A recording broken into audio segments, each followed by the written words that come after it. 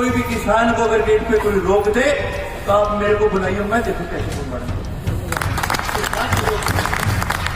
15 minute तक वो लंबा आदमी वहां खड़ा रहा और अपना अंगूठा मारता रहा। इस देश के अंदर ऐसा धंधा है क्या? कोई भी ऐसा व्यापार है, कोई भी ऐसी खरीद या सेल है क्या जिसमें अंगूठे का निशान देना पड़ता है? अब एक हमारा साथी, उसके पिता को लकवा हो गया। अब उसको अपने पिता को लकवा की हालत में बिस्तर से उठा करके ट्रैक्टर में बिठा करके मंडी में लाना पड़ा, उसका हाथ पकड़ना पड़ा और वो मशीन पे लगानी पड़ी और वो चली नहीं मशीन। उसको 15 मिनट तक वो लकवा आदमी वहां खड़ा रहा और अपना अंगूठा मारता रहा।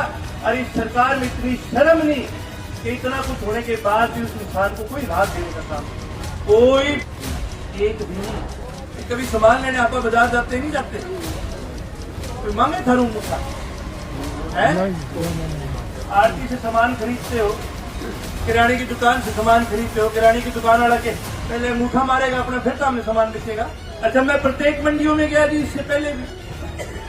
तो जब मैं मंडी के अंदर गया तो मैंने आरतीओ से पूछा कि जी आपके मंडी के प्रधान है और है तो किसी से इन्होंने आपसे चर्चा करी कि नहीं करी है ये बनाने से पहले?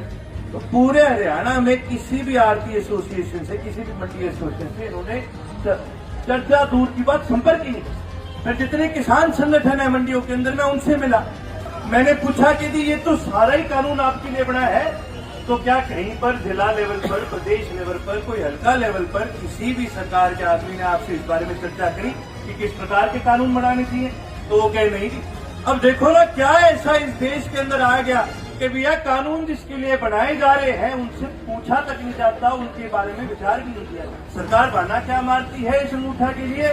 कहे जी दूसरे प्रदेश से जो किसान आ रहे हैं हमने उसको रोकना है। अरे राजस्थान में तो बोनस मिल रहा है, वो क्यों आएगा? क्यों आएगा भाई?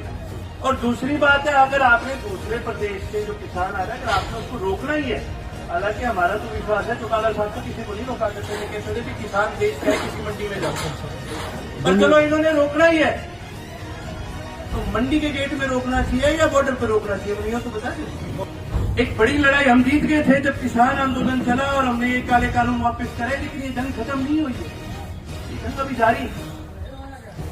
और ये बीजेपी वाले बड़े तेज हैं, ये छोटी छोटी लड़ाई के अंदर हमें खत्म करने की कोशिश। हम यहाँ पर आपकी मदद के लिए बैठे हैं।